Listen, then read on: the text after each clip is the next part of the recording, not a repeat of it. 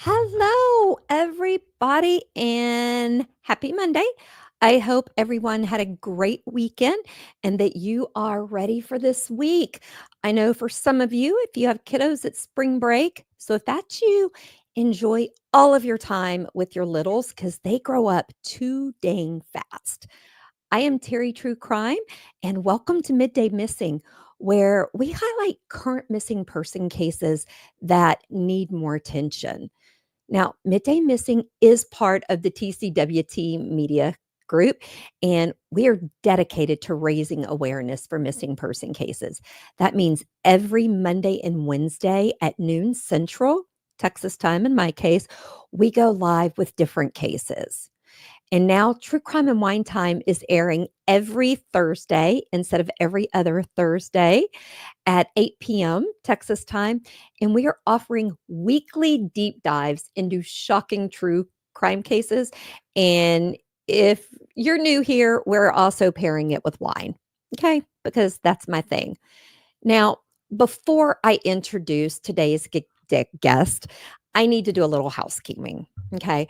I've gotten several messages over the last couple of months as to why I have social media listed under Terry True Crime and one for personal, which means they've tried to look at my personal and they can't because it's locked down. And I like to be transparent. So I wanted to respond here, and I will also respond on social media later today. Because, in all honesty, guys, there are several reasons why I keep my personal social media locked down. And it is not because I'm trying to hide anything or because I pretend to be one thing as Terry True Crime and I'm something else. Because what you see on any of our YouTube podcast shows or what you hear on the podcast apps is me. Okay. I don't have the bandwidth to be fake and stop and think, oh, am I this? No, what you see is what you get. Okay. Now, I keep my personal one private mostly because I have two amazing grandkids. Yes, I talk about Monkey Butt and Axon Jackson, but I do not share their photos or their real names anywhere but on my private social media. They are kids, and it is not my place to share their photos for everyone to see. It's just not okay with me. Now, the other is because I do have a day job, guys. I am in HR for a global company, and I do not want to share my coworkers with the world because I do go on trips with them. Some of them are friends because they have a right to their privacy as well. Now, I do occasionally share pictures of my oldest adult son, Jeffa, and that's because I have his consent and he is a friend of the show. And in fact, we will be having him on the show in the future to discuss his challenges with being part of the LGBTQ plus community. Okay. Now, another thing, like I said, they've accused me of being fake. They even said I'm not married.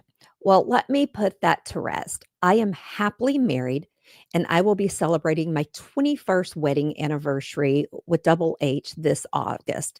Now, I don't say his name and I use his nickname because he too has a career and he wants and needs his privacy respected. Occasionally, I will share a picture of him. He will be at our in person live show in May. So he's not trying to hide. Okay. But the final reason is because I like to have some privacy and keep some things just between me, my family, and my friends. And for all of y'all that want to judge me, too bad because it's okay. And it's kind of like the families with our missing. They want to get their loved ones' stories out there. They put themselves out on social media and they need our help. But that does not mean we have a right to everything that goes on in their life. They deserve our respect and their privacy. Even the families that I have talked to and I get to know, they tell me things that I will never share because it's not my place. They deserve their privacy. Okay. Well, with that said, today we have the sister of Juan Merlos. on with us, and he went missing in August of 2024. Juan is a veteran who is 36 years old, and his story has not gotten the exposure it needs. So I am tasking all of us to let's get his story out there. We will have his flyers posted on Midday Missing and on Terry True Crime. Please share them. Also, share this video. Okay. And now I would like to welcome Jackie, who is the younger sister of Juan who went missing. Welcome, Jackie. Hi. Thank you for having me. Oh, thank you for joining us today because we're truly honored to share Juan's story and to help get his story out to as many people as possible. I mean, he is a veteran and most want to thank him for his service. So now we can do service for him and for you and the family and share the hell out of his missing person flyers and get them out there. Okay. Now, Jackie, before we get into Juan's story, I wanted to let our viewers and listeners know that we are doing something we have not ever done before on Midday Missing, and that is we are sharing your family's GoFundMe page. Okay. All donations will go directly to the search for Juan. So if you can give even $1, think, guys, if everybody gave $1, that adds up. The family is having to fund and pay for everything to locate Juan on their own, as the police have said there's nothing more they can do. And you all know what I'm about to say. That's bullshit because there is always something that can be done. I will also share that link on our social media later today. If you are unable to give, which I understand, I'm going to ask you to please share the GoFundMe link when you share his missing person flyer because Jackie and her family have done a lot. Um, Jackie's mom has even she goes out still and drives the path of where Juan was last seen and puts up missing person flyers, all out of their own pocket, guys. They have paid private investigators out of their pocket and then with some help from the GoFundMe. So when I say they are doing what they need to do, they are doing everything we recommend to families to do. So let's try to help them out that way. Now, Jackie, Yes, could ma'am. you tell us about Juan's personality? And I just want you to tell us what was so great about him as an older brother. Well, Juan was the oldest of five, and we came. My mom was 15 when she had him, so she came. She was an immigrant when she came. She was got her citizenship now, but she was a single mom for a while. And he was our father-like figure. He was a dedicated big brother. He would make us macaroni and cheese. He'd keep us inside. My mom would be worried sick because there was a time we didn't have phones, so we'd be in a trailer and he'd be like dad number 101. He was really disciplined. He was a free thinker, and he loved electronics. That's why he got his computer engineer uh, degree when he went to the Marine Corps. He loved music, and he loved music festivals. So, He did he always want to go into the Marines? Was that something he grew up wanting to do? honestly, I'll be honest with you, no. Juan Okay. was 17 years old when he left because it was his only way he thought that he could do something without having to spend mom's money. Um, he thought, you know what, I'm gonna be somebody. I'm gonna do something for this country that gave us a new life, and I'm going to do it without out of my mom's expense, and I'm gonna do it with my own dedication and my own physical and mental. That's what he did. Okay, that just gave me goosebumps. I mean, I think military's 50-50. 50% grow up wanting to go in. Maybe they have a family member, that's just how they're taught. And then the other, I think, go in because they truly see it as a stepping stone to have a better life and at the same time serve their country.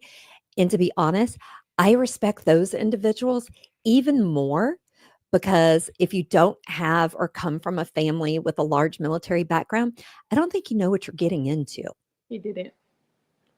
Yeah, he didn't. Was it a shock to him? It was. He left he graduated in 2005 and he joined the Marines. He was 17 years old and he was always, you know, the one in charge. So now going to where you're not in charge, and Yeah. it broke him in a different way. It did. It changed him and molded him differently. Yeah. I will say the thing I remembered from when you and I were talking because I thought about him this weekend when you said he didn't like to sweat and be outside. Mhm. And I said, and they sent him to Afghanistan. That is his version of hell in that heat. And I thought about it this weekend when I went to complain that it was a tad bit warm. I was like, mm-mm, I can't do that because all of those soldiers that went to Afghanistan, I need to shut up and not complain. Yeah, he did. He went and I remember he would send us letters and pictures of him in boot camp, and then when he was actually out there in Afghanistan, it just really it turned his world. It shook him because he did things that many soldiers have to overcome, things that Mhm. they're proud of. And I don't know if you feel this way. I do, so it's my opinion. I don't think our Veterans Association and I don't think in America we do a good job of taking care of our soldiers who come back because they do have to do things and see things that we're not equipped to. And I almost feel like it should be mandatory 2 years, the heavy therapy when you first come out because the trauma, the PTSD from that, we did that as a country to them and we asked them to step up. We need to then step up to them. Yeah, I remember I reached out to the veterans when he went missing association, and they just told me that they'll refund me his funeral if we ever found him. And That's all they offered. yeah, I I just am so sorry. That just breaks my heart. I am so sorry. Ugh. Now, can you tell us where was Juan working and where was he living at the time of his disappearance? Because I believe he had just come back to Texas, right? yes, he just came back from California. He stayed there when he went to Camp Pendleton. He stayed there since he was in the Marines, and he came back 2 years ago. Almost 2 years ago to come back home with mom. He started living with mom in Huntsville, and then my uncle offered him to stay in his place in Cut and Shoot. Mhm. Um, it's like in Montgomery County, past Conroe, and he started working with my uncle and at a pipeline, like a superintendent position where he would oversee the workers for Yeah. him.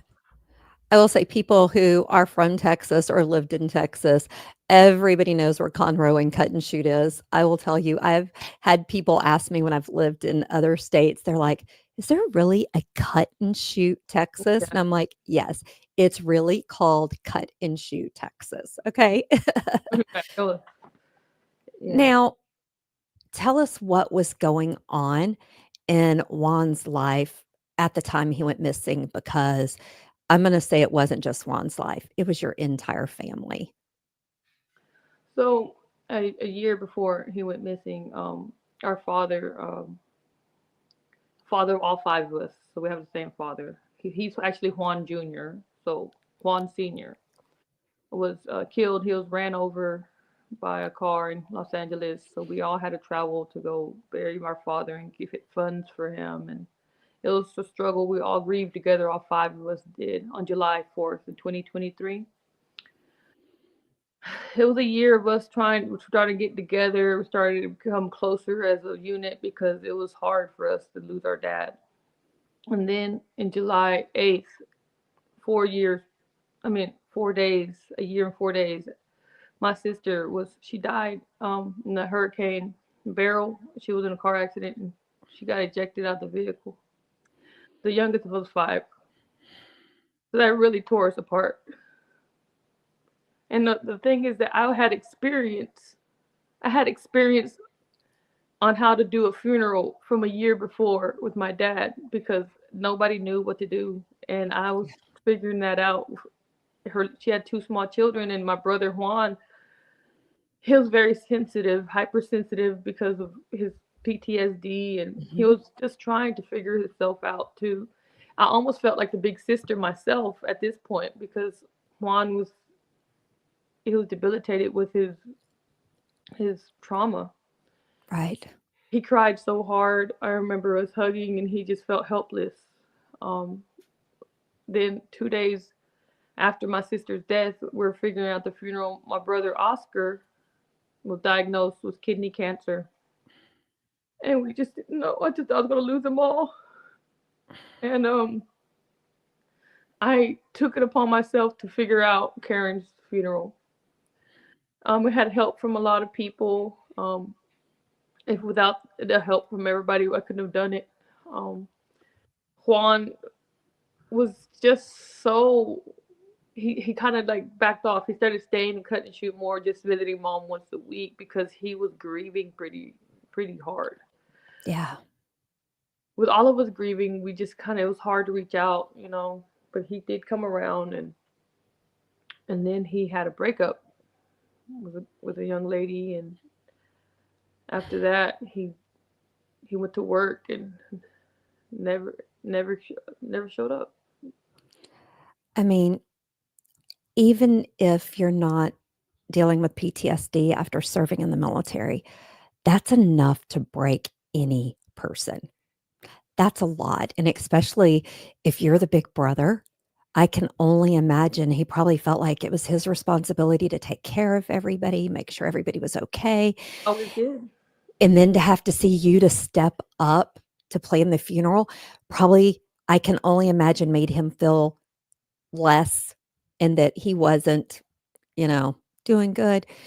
Now, he wasn't in a good place, but he was still going to work and stuff, but then on a Monday, he didn't go to work, right? Yeah, it was he did go to work the day he disappeared. He went to work to I think it was called I'm not sure what the city was called. It was somewhere in Porter. Porter. Yes, he went to Porter and to go see that group of guys that were working, and then he had to go back to Houston by the airport where my uncle lived to change the truck out because his truck was messing up. It was a work truck, and he went to change the work truck out, came back to cut and shoot at 1 o'clock, and left at 4, and kept driving. We don't know why. I don't know. We don't know why he was just took off driving to I-10. We don't know. And y'all didn't find that out till later, so I wanna stop Yeah. so people know. So he didn't show up for work the next day, and your uncle, his boss, was like, "You know, he's dealing with a lot, not gonna bother him or anything." So the rest of the week went by, and then when he didn't show up at your mom's house on Saturday, I believe you told me, y'all called the police, and that's when you knew something wasn't right, and that's when y'all found out he took off on I-10 somewhere. Yes. Now, did he mention going anywhere? I know he was supposed to go somewhere in August to go to California to go see some old friends, go to a fun rave. But besides that, had he mentioned that he was going to be going anywhere? No, he told me, he said, "Sister, I'm gonna start dating again. I'm gonna, get out there again. Maybe, I'm living my life not correctly after losing Karen. Maybe I need to do something else." And I told him, I said, and he told me, "I'm going to go to Wasteland, this music festival on the Mhm. 30th. I'm going to fly out on the 28th." Okay. He disappeared on the 20th, 21st. Um, he was excited for that. He had a flight. If you had a flight, you wouldn't just drive. You know, Right. it's he missed the flight. And the girl, his friends, Jasmine and Alex. I'm not gonna say their last names, but Yeah. they're going to the festival with him, and he called her. She told me he called her at like 2 or something in the morning, and she didn't pick up because it was late. Right? She was probably asleep, and that was the last phone call that he put made out. Was it abnormal for him to call her at 2:30 in the morning, or was that a normal thing? It was abnormal. Abnormal, so something. Now, y'all found out that his truck, you know, was recorded passing through a toll on I-10 in Segovia, Texas at 5 o'clock on that day. Yeah, that's Any actually the picture to the license plate reader in Anthony, Texas. in Um, Anthony, Texas. yes, ma'am. So Now, he did passed he Segovia, then got to Anthony, Texas. does he know anybody up in that area? No, ma'am. He didn't know anybody unless Now, him on a dating site or something. Or right. I mean, now you found out that he had withdrawn around $500 from his bank account. Was that unusual, or would he do that because he was planning on going to California on the 28th? I Was that in preparation of that, or was that unusual? I think with Juan, he was trying to make more money so he could go have fun, but he would take it out. Usually, not that much. I mean, I know it doesn't seem like a lot to everybody, but he was actually struggling a little bit. So that much money was kind of odd for us for him to take out, especially the transactions he was making. He was like when they subpoenaed his Chase account, they saw that Mhm. he was just going to Love gas stations and paying for fuel. He paid for fuel in El Paso. He paid for fuel in Anthony, Texas. And for some reason, on the 24th, the last the I want to say the withdrawal was at the Loves in El Paso. Wow. Now, and for those that don't know, Anthony, Texas. So did he go to Anthony, Texas? Because he also went up through New Mexico, correct? Anthony, Texas, and New Mexico is like the same city with two different states. Oh, it's one of those fun things. Okay. So it's part Texas, part New Mexico. Now, given Juan had been diagnosed with PTSD, was he undergoing any treatment or counseling at the time? Not at the time he went missing. He was doing more meditation and more like he started becoming more zen with himself. I'm not sure if anybody knows about like holistically. Mhm. Yeah, he started becoming more. He changed a lot. Okay, so when he came back, he used to be very direct, very strict, very Now he became more sweet, more loving, more giving, more. I need to find peace within myself. So he was doing a really good. He was being really different and good. He wasn't the same anxious man he used to be. Now, did y'all ever have any concerns or thoughts that made you worried about his mental health, that he would hurt himself or anything? No, Juan never gave any indication that he ever wanted to hurt him or kill himself ever. He was I mean, more of a free spirit, be happy, find happiness in what you have kind of and guy. considering everything your mom had been through, I can't imagine. I mean, it would shock me if that thought was in his mind after all the loss that your mom went through and the fact that he was close to her, still went to see her every Saturday. Yes, And he loved her. He that was one of his main people. If anybody would know about him, would be her. He would share with her, "Hey, I'm going to go here for a while," and if she didn't want her to tell anybody, she wouldn't tell nobody. So he would confide with her if he was going to leave somewhere.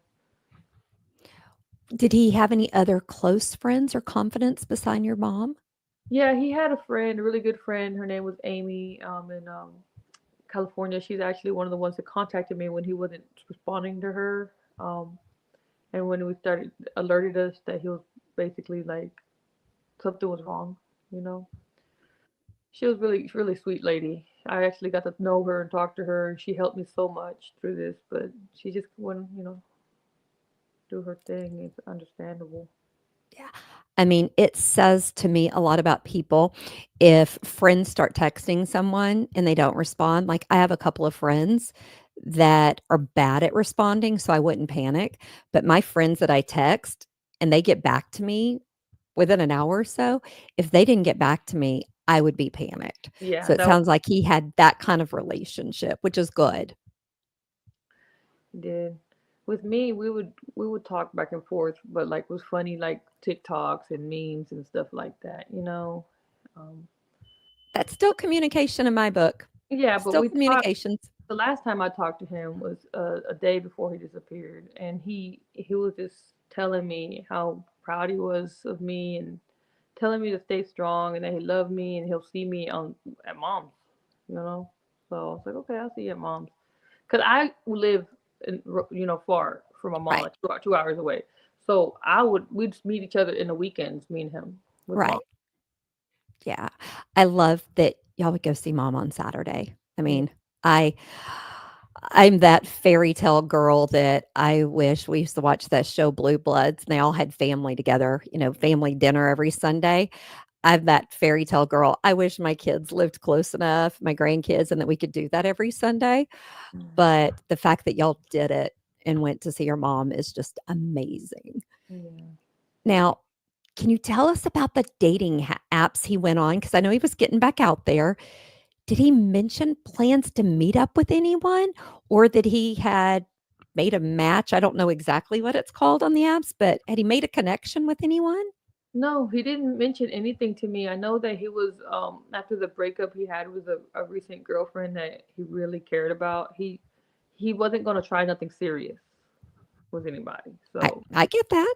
he was like, I'm just gonna do casual, and he didn't tell me any matches or anything. He just was excited, like, oh yeah, I'm ready. And I'm like, okay, brother, how Yeah. sisters are, brothers. We're just like, Oh, yeah.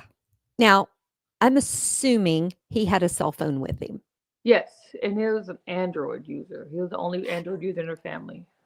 We won't hold that against him because I know a lot of people that are that way, but we won't hold it against him. Now, what steps have been taken by law enforcement? Well, they subpoenaed his cell phone records, just the calls, and he only subpoenaed like the calls from the 19th, like just the day before. And it was kind of odd to me, but Why did he on- on I know I would subpoena. I don't know. Only answers we got is the phone call he made to Jasmine, toll free calls from like debt collectors, and that's it. Like, and he did made they do his tower drop to see where his phone pinged? no, they didn't do that. I'm just so confused of like I'll see these crime shows and I don't know why they wouldn't do that. And maybe it's just because he's not a homicide or something right now. But No, they do it for missing person cases. We hear about it all the time. So I'm going to tell Doctor Detective McClintock in Montgomery County. Could you maybe answer my calls when I call and tell me why y'all didn't do this? Not shaming you because there could be a very good legitimate reason. I like to be educated and know why because we have talked to families of missing and they've done that. And it helps them know the last place that phone pinged. And that gives you an idea. Did their phone die? Because if he was in his truck, I bet you had a phone charger. So if his phone died, it might give you an idea of where he was yeah, the last ping. So just to let people know, El Paso, if you're not familiar, borders New Mexico, but it also borders Mexico. A lot of people go across to Juarez. Done it a lot of times. I don't know if I would do it today, but they did check with Homeland Security, I believe, and his truck, or at least his truck with his license plate, did not cross into Mexico. So the only way it went into Mexico is if someone changed the license plate. Is that right? yes, ma'am. I It mean, doesn't mean like they didn't change the license plate because we suspect everything. Maybe someone changed the license plate. Maybe they just chop shop the truck. Maybe maybe they yeah, just threw him inside of a canyon. Like with the possible, we just think so. possibilities are endless, and that's why that last ping would be so good to have. Because what if the last ping is over in Mexico? Then you would know 100% that at least the phone went there. Yeah. So I'm still trying to reach Detective McClintock. So maybe he will talk to me. And I keep wanting to call him doctor because I have a doctor named Dr. McClintock. Oh, Now, you and your family have done a lot in the search of Juan. Will you share with us what all you, your mom, and your family have done?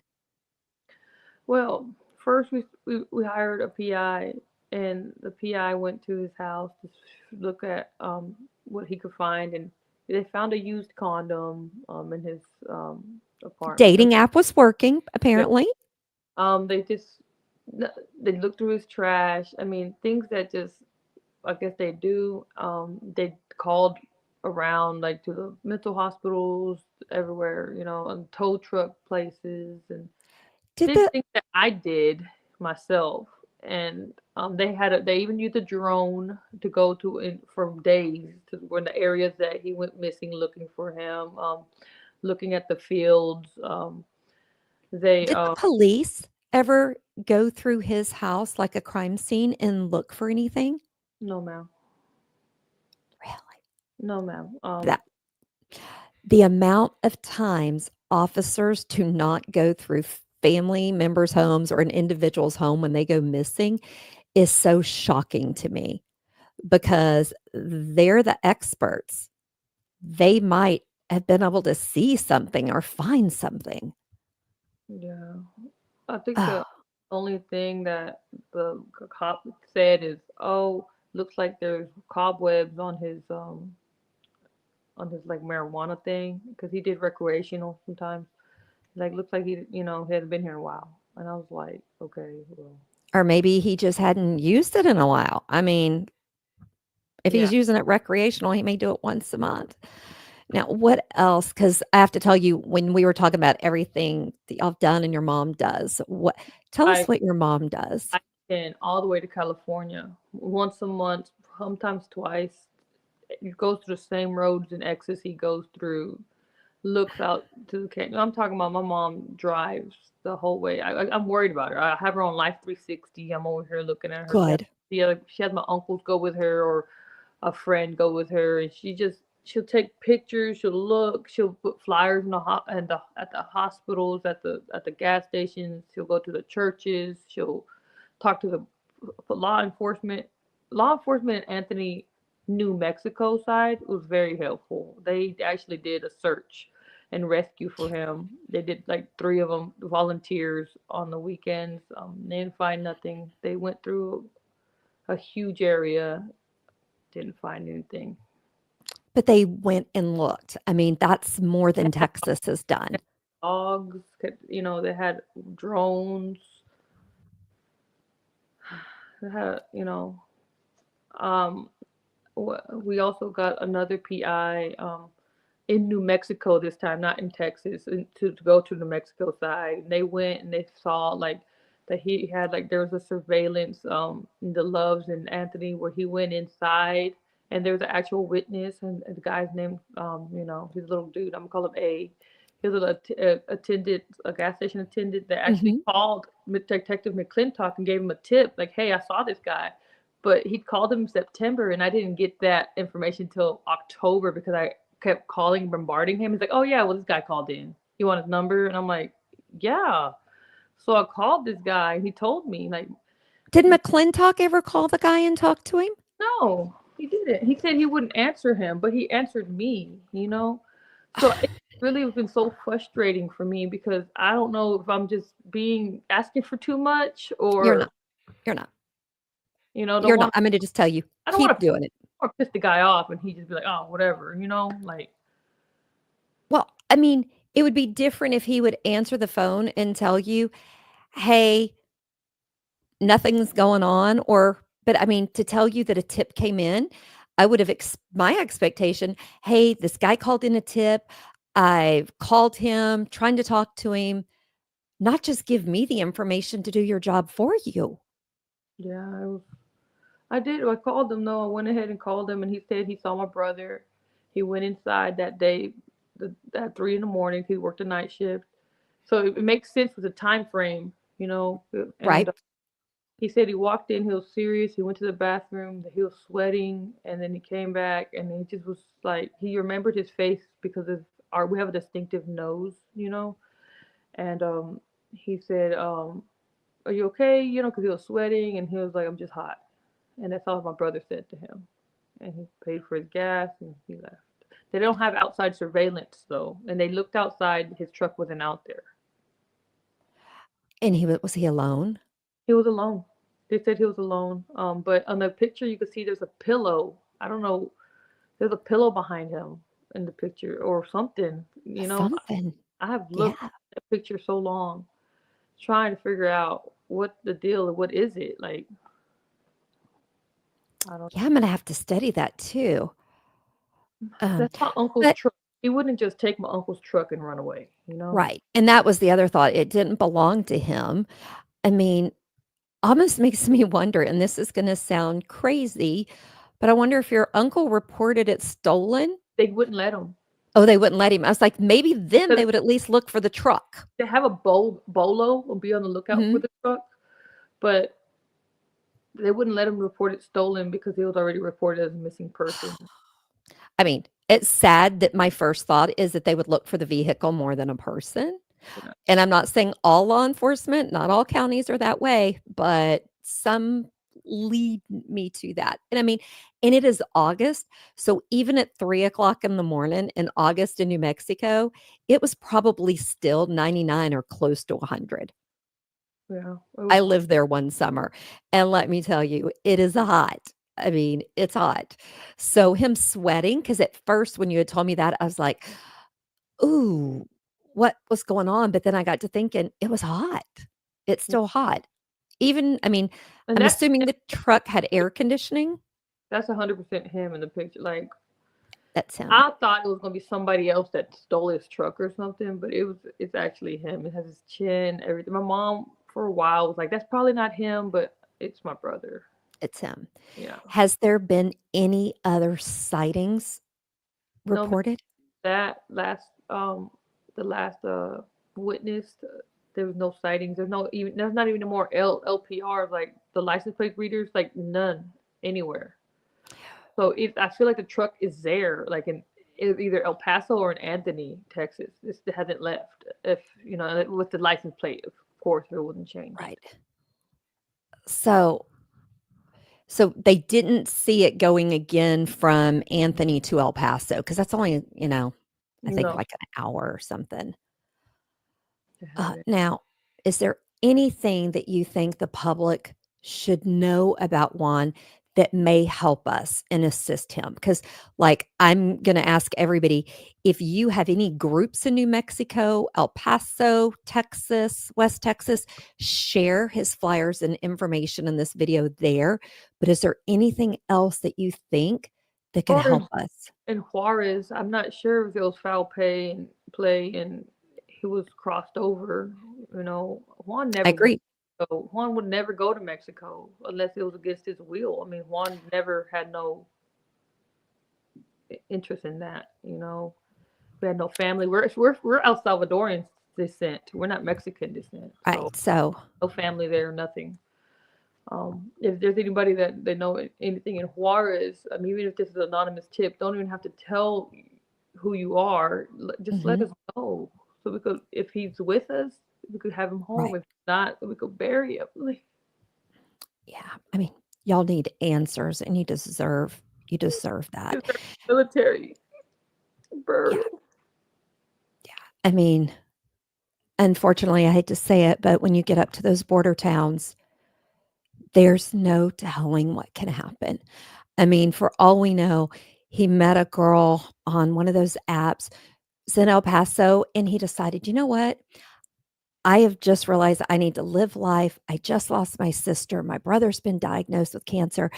I'm going to go do this. I need to live life. And then something nefarious happened.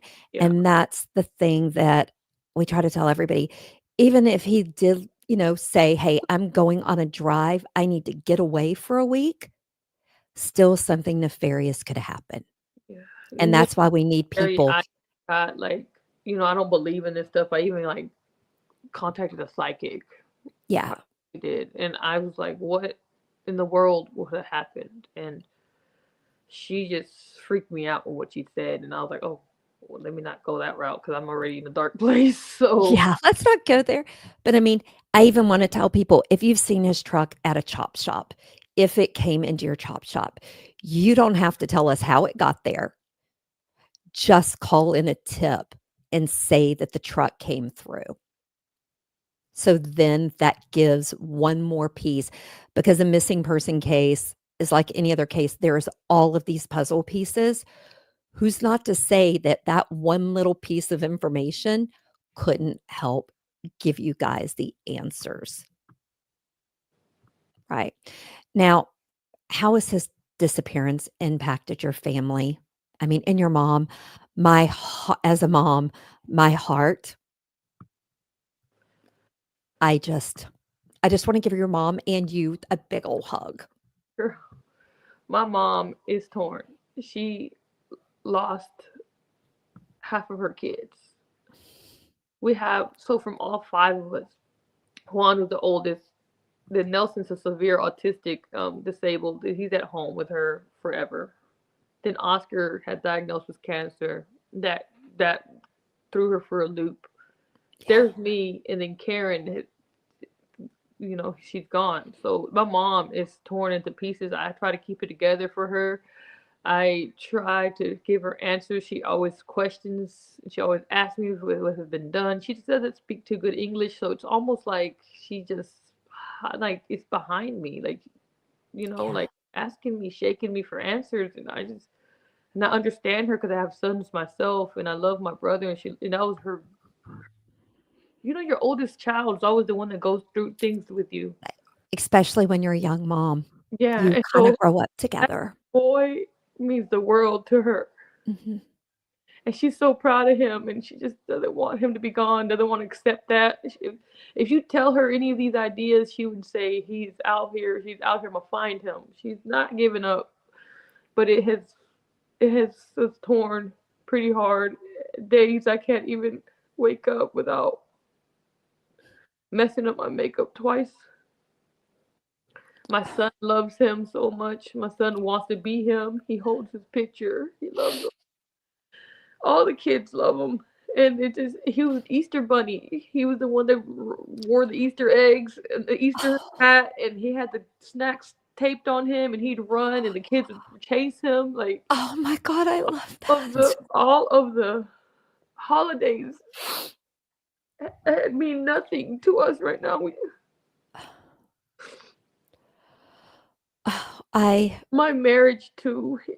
My husband struggles so hard because some days I'm just shut down. and that's what people don't understand is when somebody goes missing, it's not just that person, and if somebody did take him or do something, have some decency because it affects an entire family and community. For God's sake, it's a veteran. Not saying they're better than anyone, but they gave their lives. I mean, he could have potentially been killed over there.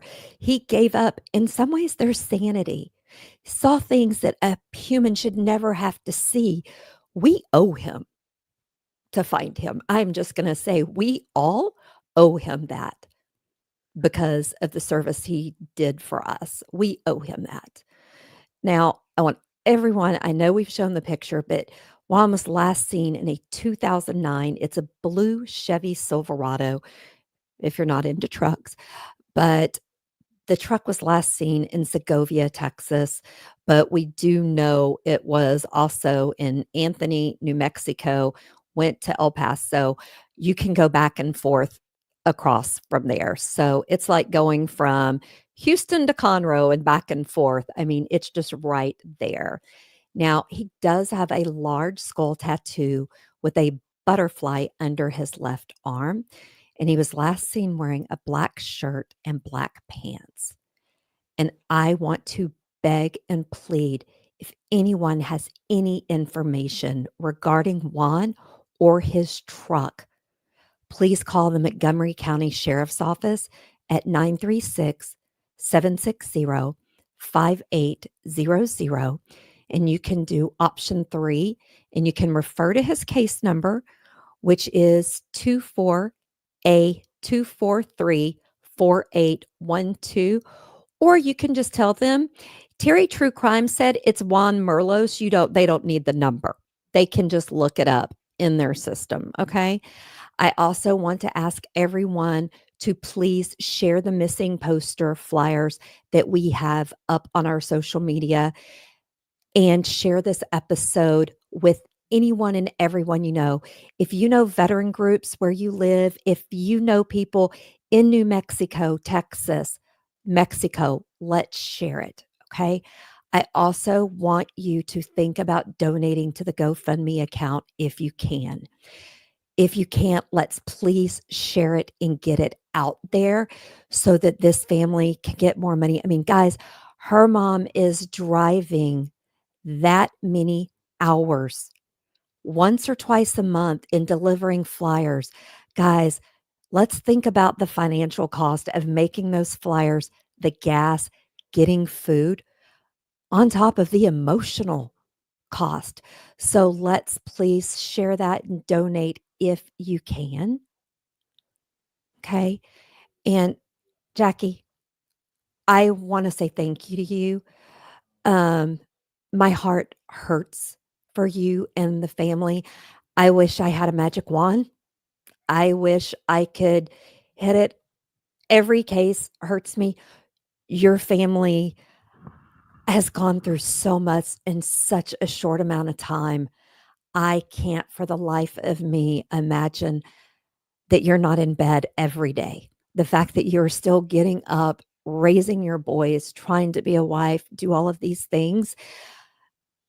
I applaud you and you have my respect because I don't know if I'm that strong. And I'm glad your husband's trying to understand it takes a toll on everyone. And I will tell you, our community may be small, but they're mighty. We will share it and do what we can. Thank you. So thank you again for coming on with us. I do appreciate it. Yes, ma'am. Okay. Now, guys, I want to thank you all again for joining me today. And I do have to say, it looks like my monkey butt is in the chat room because she is at home with the flu instead of at my house because she has the flu. Hello, monkey butt. I hope you're feeling better. Um, I want to say I look forward to seeing you all again on Wednesday for our next episode of Midday Missing. I want to remind you that we do now have a Midday Missing Facebook page where we share all of the missing poster flyers. We also share other flyers that we have verified that they're not scams and that they are real missing person flyers. Okay. You can also stay connected with us on our True Crime and Wine Time page. That's the page where we talk, chat, and do things like that. You can also find me, like I said earlier, on all social medias as Terry True Crime. You can message me, chat with me, anything like that. If you have a tip and you don't want to call the police because you don't trust them, feel free to message me. I will be more than happy to get it into the right hands. Okay. I also want to remind you that True Crime and Wine Time this Thursday, we will have James Altgeld, who is retired law enforcement officer, on, and we are going to ask him questions about what it's like being in law enforcement, behind the badge, the effects it takes on him. And I got a lot of questions to ask him. Okay. Also, on Sunday, we will be back for episode 2 of our Zizzy and Cult special. Guys, it's Bunny Boiler batshit crazy. If you know nothing about it, you need to come and listen because producer Tara has done a great job, along with the rest of the team, researching and breaking it down to help us understand. Okay. Now, you can catch all of our shows right here on YouTube and Facebook. I do know that our episode today, there was problems. It did not stream live on Facebook. I will go and upload it to Facebook for those who normally see it on Facebook can still see it. Now, for those of you that want to see me and JT in person live, we are going to be at the Hamilton Pool Vineyard and Farm, Austin, Texas, on May 3rd. Okay, guys, we are going to be in person on the stage doing our normal stuff, but we are going to be covering the shocking case of the Texas yogurt shop murders. If you're from Texas, live in the Austin area, this case is a big unsolved case. And the tickets are officially on sale now. There is a discount code through March 15th to get money off. So I want to tell you all, thank you for joining me. Please let's share this story, get the flyers out, share the video.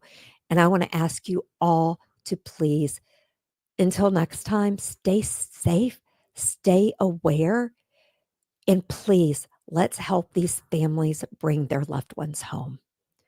Bye, guys. I'll see you on Wednesday.